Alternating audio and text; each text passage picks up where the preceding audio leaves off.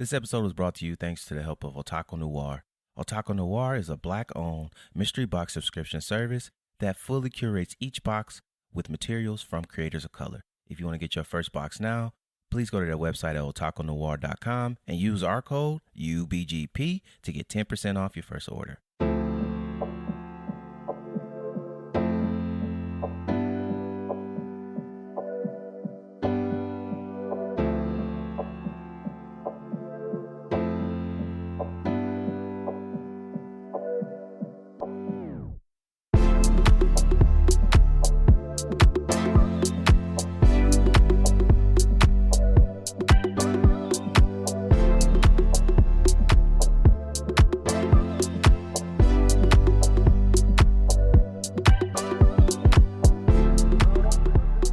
All right, y'all. Welcome to another episode of the Unapologetically Black Gaming Podcast, a podcast that is for Black gamers by Black gamers. I am one of your hosts, the infamous Hood Rat with the heart of gold himself, Cortez Washington. And as always, I'm joined by a special guest. This person is a game dev. They are currently working on Skate and Date, but you also have seen some of their work in Validate, Struggling Singles in Your Area, as well as Beatdown City, which is Treachery of Beatdown City. Ultra Remix coming soon. Yeah, it's coming soon. All right. Please show some love for Geneva Heyward. Yeah, it's very happy to be here. Yeah, great. That's dope. How you doing today? Doing good. It was very gloomy out today, but now it's finally like nice and sunny out. Yeah. It's always good when like the day starts off gloomy and then the sun breaks through and it's like, oh yeah, this is the day's not over yet. I could turn this around if you were having a bad day. So yeah. But dope, man. So I can't wait to just talk to you about like, you know, your journey as a game dev and Skate and Date and all those things. But first I just want to ask you, what was your first gaming memory? So like what was the first game you played where you were like, not necessarily like a career path, but definitely like, oh, this is going to be a lifelong hobby for me? Ooh, okay. I'm trying to think because so my parents are big nerds. They like play each other in Tekken and stuff sometimes. Oh, that's so cool. So like we had a GameCube like pretty early on because I have like 3 younger siblings, so we like played it a lot. But I noticed like I was just like very much more attracted to like single player games, so I felt bad because I was like, oh, my save data would keep getting erased on the GameCube because we had 2 different memory cards. So I played a lot of Paper Mario and the Thousand Year Door, and that took up a lot of space. And then when my little siblings were like, oh, I want to play Super Smash Brothers, and they'd erase my stuff, and I'd be like, well, I have to start over again. But I didn't mind. I was like, what, like 7, 8 or something. Oh, wow. I'm so sorry you got erased. That was a lot of work, you know? Right. Like, I mean, on the bright side, I never got that far. Like, at one point, my dad had to, like, print out one of those, like, GameSpot walkthroughs or whatever. Okay. So I was never past chapter 1. It's fine. Yeah. Dang. You had to print out the game walkthrough. That's wild. Yeah, I was that small. But I was really into the game. So I knew then and there, I was like, no, I want more of this. Like, I would be so excited to come home from school. Yeah. Have you played it recently and beat it or no? Oh my gosh. Like, I haven't actually replayed it recently because I was slowly getting through Origami King because I was like, well, this is one of the few Paper Mario games I haven't played because I was like really sad about the 3DS one kind of getting rid of a lot of the older mechanics and like writing. But yeah, I feel like I'm gonna play it eventually, but my little sibling has borrowed it and they're in Indiana, so they're far away from me. Yeah, you ain't gonna see that for a minute, so it's all good. Yeah, no, it's all good because they're like speed running and stuff. It's crazy. Like they're on a different level from me. Yeah, dang, yeah. Speedrunners are a different breed, I'll tell you that much. But yeah, that's dope. That's a nice little entry point, and also good to hear like parents started off been gaming since gaming, so that's cool. Yeah. So I would love to get to your origin story of like how you got on this pathway of being like a game dev, and also like how did you get hooked up with what is it, Veritable Joy. Yeah, Veritable Joy. Veritable Joy Studios. Yes, yeah. I didn't want to slaughter it. So yeah, Veritable Joy Studios. So yeah, I would just love to hear that, like the origin story of your pathway with that. Yeah, so wow. So like first everything started out like obviously I've been interested in games like most of my life. But I didn't really know how making games went. I was like, oh, you need like money or you need to like have expensive software or hardware or whatever.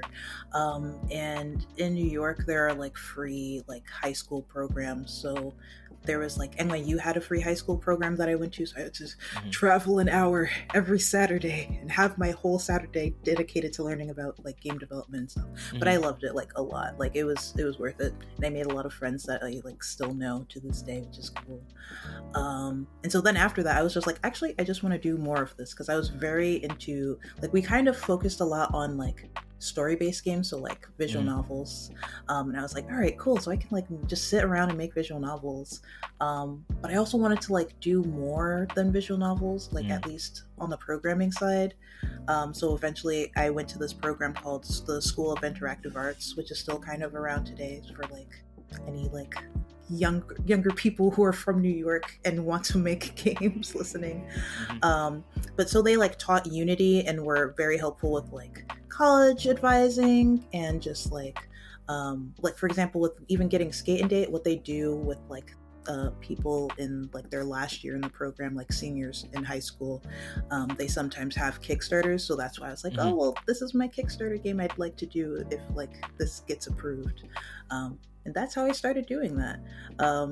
But I was very young and was like, oh, I can solo dev stuff, because I was just like, oh wow, so many people can solo dev games and it's so cool and it's so amazing.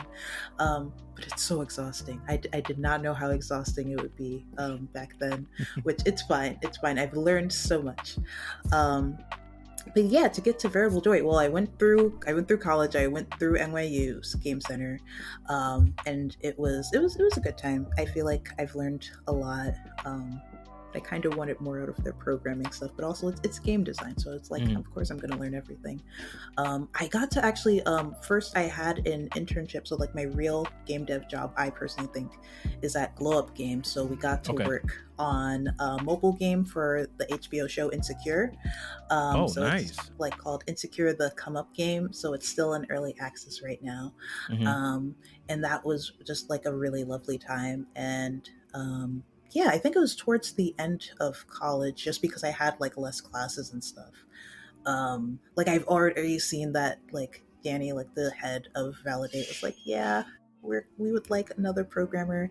And I was like, oh, I would love to work on this, but I'm so busy. But like, you know, I stopped being like as busy, at least with school. And at one point I had 2 jobs earlier in school, so I didn't have 2 jobs anymore. So I was like, all right, I can do this. And also like, you know, so I was just really excited because like I've been following the game since the Kickstarter. Like I've played all of like the older demo and things like that. And you know, because like they wanted to have more mini games, they wanted to have like the rhythm mini game. It was really fun and exciting to get to work on that.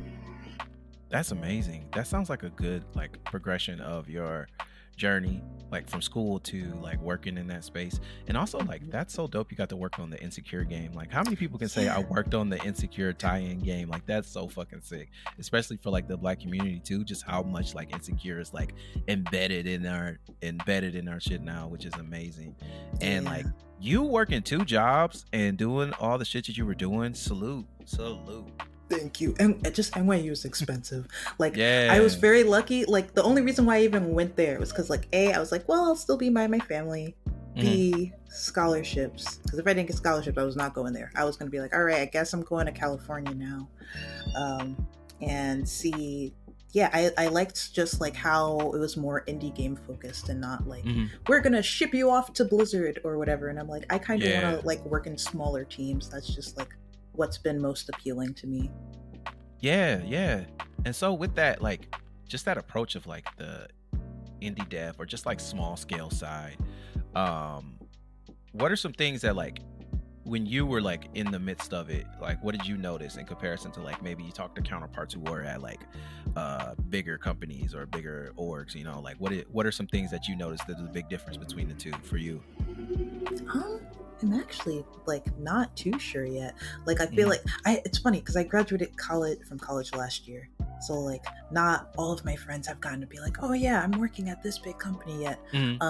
but I think like because I've gotten to interview for studios that are like a lot bigger, and it's just like it's just realizing you're not going to get to like personally know everyone and be like, oh yeah, how's so and so been and stuff, because like at Glow Up it's very comfy, it's very homey. I feel like it's easy to know who to go to for certain things. And I feel like definitely like a bigger studio would take more organization. Oh my goodness. But yeah, I feel like most people I know are people who work in like at least like maybe 20 or less size studios. Maybe they're bigger and I just don't know that. But like it seems like most people I know work in small studios. That's super cool. Just being like embedded in that community. Is the community a lot smaller than you thought when it came to like the indie dev scene, like at least where you are? Oh no, actually, like I feel like it's a pretty decent size, especially in New York, because there's like I think Play NYC happened I think it happened this month, but that's like a gaming convention that's been going for a few years by Playcrafting, and there's like other like smaller collectives just around the city and just like indie game spots. Which I think is very cool. Like I know that there's a bar called Wonderville, and they like can put people's games on their arcade machines. Yeah, nice. Arcade machines, yeah. I feel like with like, especially with like Skating Date, since it is like a rhythm based game, you think that you maybe look at like an arcade machine for that potentially, or do you want it to be more of a experience? Yeah, like I feel like it's funny because so another thing that the high school program has is like they basically like take someone's computer and like hook it up to an arcade machine, but it's like joystick cool. And a few buttons. So it's like technically yes, but like thinking about like how it feels, like especially because like I feel like I want it to be a game, and like it is a game that it's like you're like unless you want to sit down for like an hour plus like going through story stuff, you're probably not going to want to do that at an arcade machine unless I don't know, like it's just empty and people aren't waiting to play it. So it's like I could see that, but I'm going for like something that's like, oh, I'm just chilling at home. Nice. And you have done basically everything on Skating Date: writer, programmer, musician, animator. Like for you with that, like do you have like you also like being a musician too on top of the programming is like very interesting, and that's really dope. Like where did you like get that knack for like being a musician? Was that something that like you like curated over, like was it like a school-based thing, or was it just like a personal hobby that turned into this? Yeah, it's more of like a personal hobby. It's very like funny just because like I wanted like music lessons for like so long, but I was like, we don't have any instruments. But I realized just like at the place that I was growing up, there was just a random acoustic guitar that had no strings, and my aunt was like, I'll give you money to like get it stringed up if you teach your little cousin how to play guitar. I was like, cool. Sure, I'll do it. He did not want to learn at all, but I got a guitar out of it, so it was fine. Hey, yeah. It worked out for you, you know? You did your best, you know? Exactly. And everybody ain't into shit. Exactly. Yeah, no. He was very much being like, I want to go and play Roblox. And I'm like, I'm so sorry.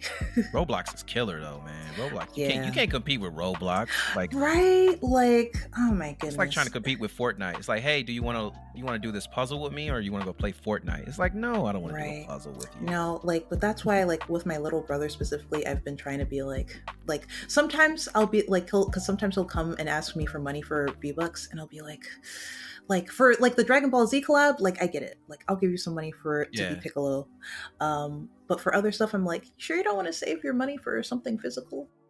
Like you don't need to give Epic more money, please. Yeah, these intangible goods, man. Like if they deleted your Fortnite account, you wouldn't have access to any of that. So it's like you got to think about something else.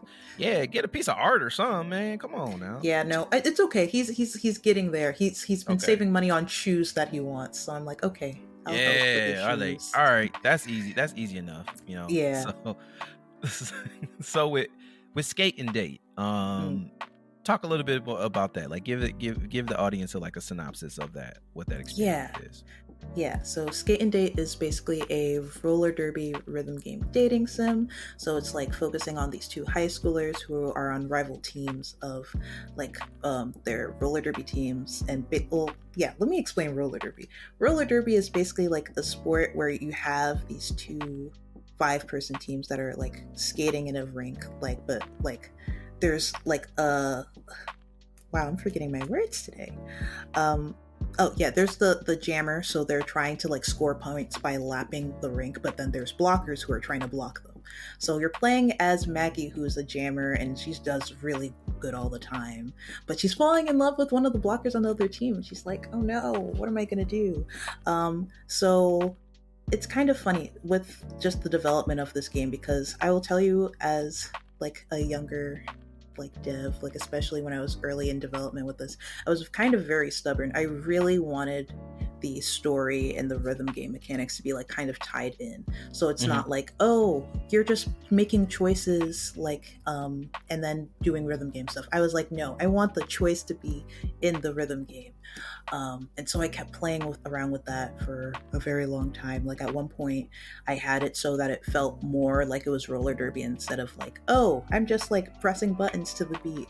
I was trying to be like, oh, it's like, imagine Mario Kart. You're going around a rink, and you're actually trying to dodge people. And that I was happy. I was like, wow, I did that.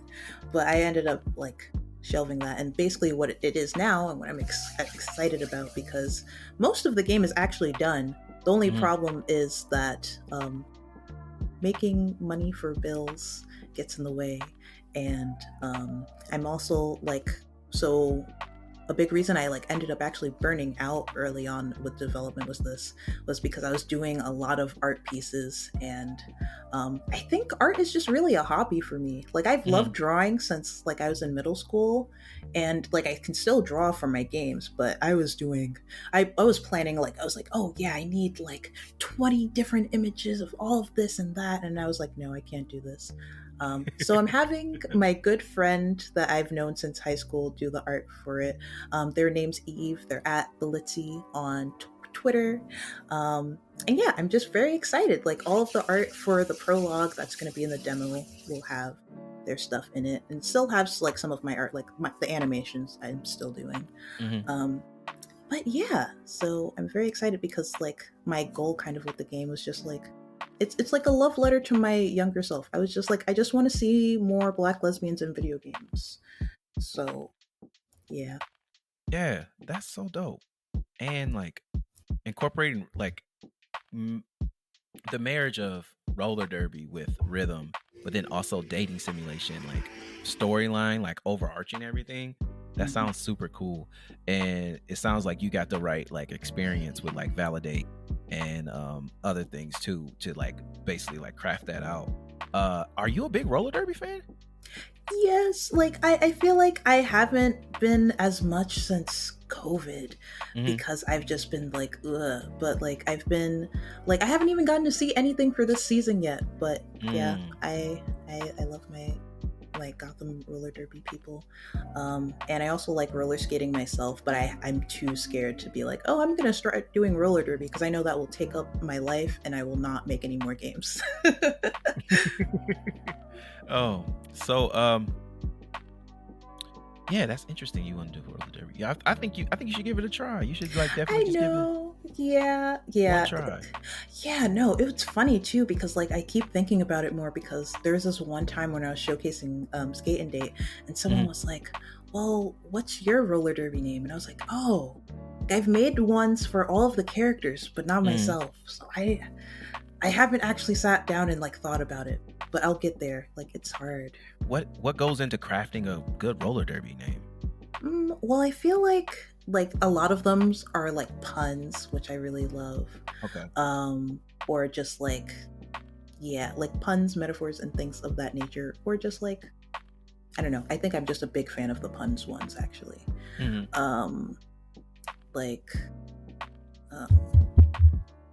Sorry, I'm blanking on names today. I need to yeah. I think I'll just end it there because I'm just like roller derby names. I'm googling right now. Yeah, 100 plus badass roller derby names and team names.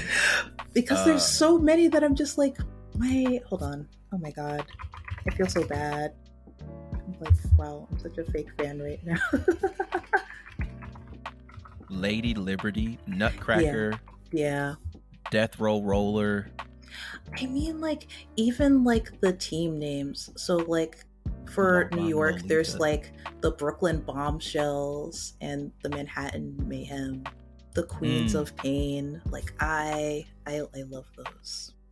Like, and those are just the team names. Those aren't even like the people's names.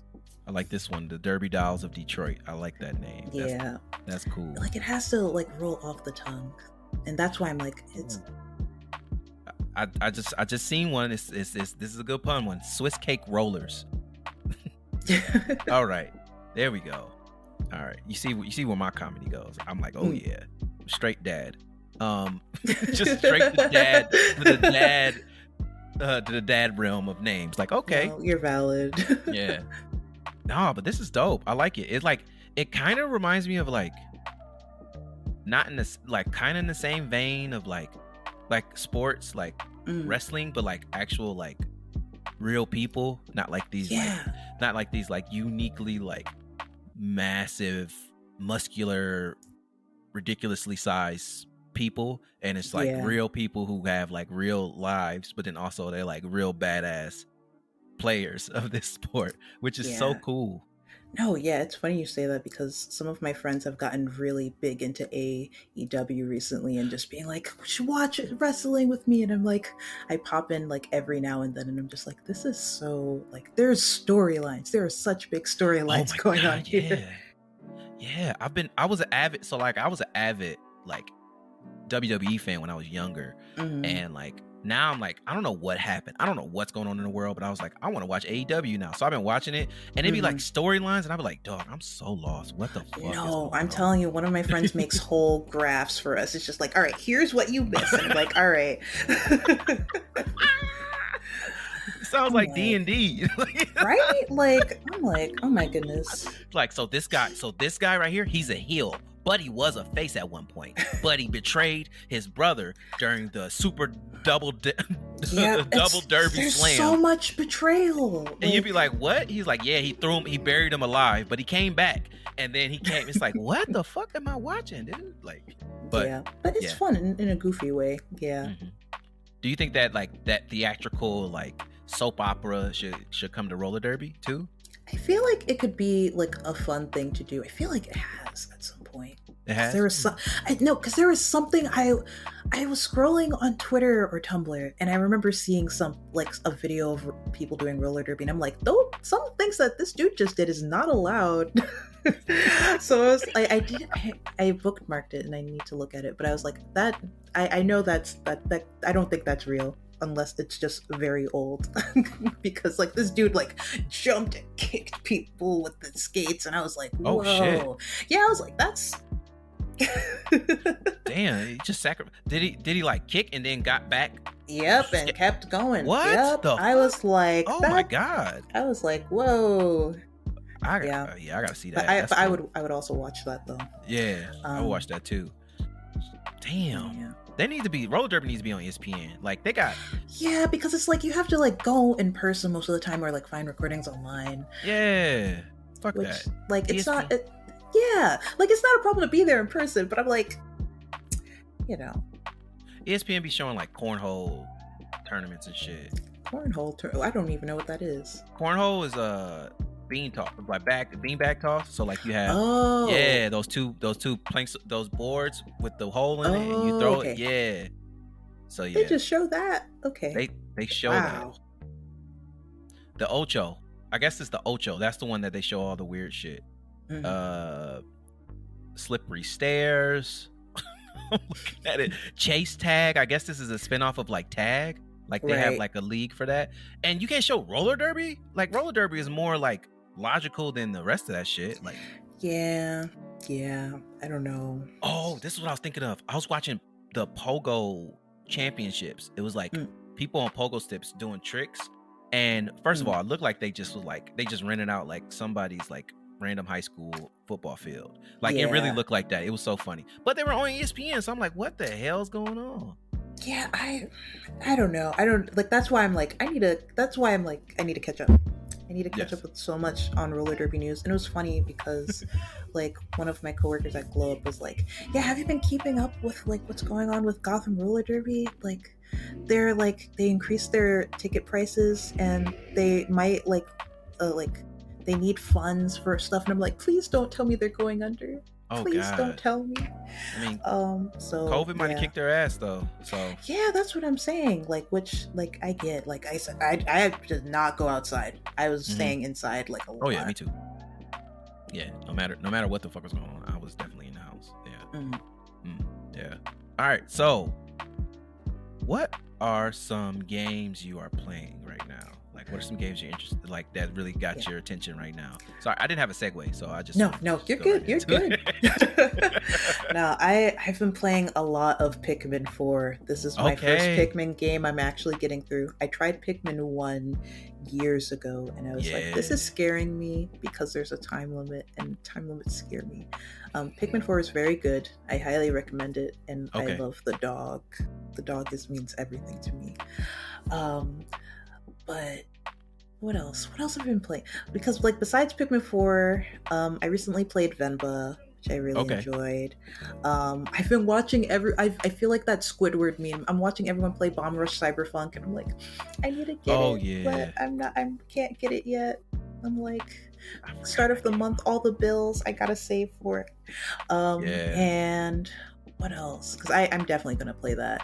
I have been playing Overwatch 2 with friends because I have friends who very much like it, and I'm like, well, it's game night. I also played Overcooked 2, which it's very hard. Who do you main in Overwatch? Usually Moira, May. Yeah, mainly Moira and May, but because I'm just mainly a support. It's very funny because me and my friends jokingly submitted ourselves into a competition called 5 Supports. I forget the full name. It was 5 Supports 2 something, but we lost very bad. It was so sad. But we had fun, so that's what matters. That's all that matters. Yeah. But yeah, I haven't played a lot of indie games that came out this year because there's a lot. Like I really want to play Love Shore. What else? There's a lot of stuff. But yeah, Love Shore is definitely one that I want to play at some point. I'm also catching up from games that came out last year / years ago, like Citizen Sleeper. But yeah, so playing a lot of stuff, but mainly Pikmin 4. I want to beat it this weekend. That's what's up. Yeah, knock it out. Yeah. And then you can add it to the list of all the other games you done knocked out. Yeah. Yeah. Any games you're looking forward to is coming out soon? Ooh, there's this RPG called Sea of Stars that I'm really excited for. There's Goodbye Volcano High. I know that's also. I think both of those are coming out next week. I'm very excited for those. Yeah, those are the 2 that come to mind. There's definitely a bunch others that are just on my Steam wish list, but yeah. Oh, Sea of Stars isn't this like the prequel to The Messenger? Oh, it is? I've never played The Messenger. I've heard of it. So. The Messenger's cool. I'm pretty sure that's the one that goes from 8-bit to 16-bit. Oh, yeah, no, I've never played that one. I have it. I just haven't got to the 16-bit part because this is one boss I'm stuck on, and then I just like lose attention. But yeah, but that's dope. Nice. Yeah, the indie scene, I've been really tapping into that too. One thing that's been going on, which is pretty cool, is that they've been a lot of. I'm a big FPS fan of like old school like boomer shooters type shit. And so I've been dibbling and dabbling in a lot of those, and they've been really fun. So and the indie scene has a slew of those, like a wide variety of those. So yeah, but dope. That's dope. Man.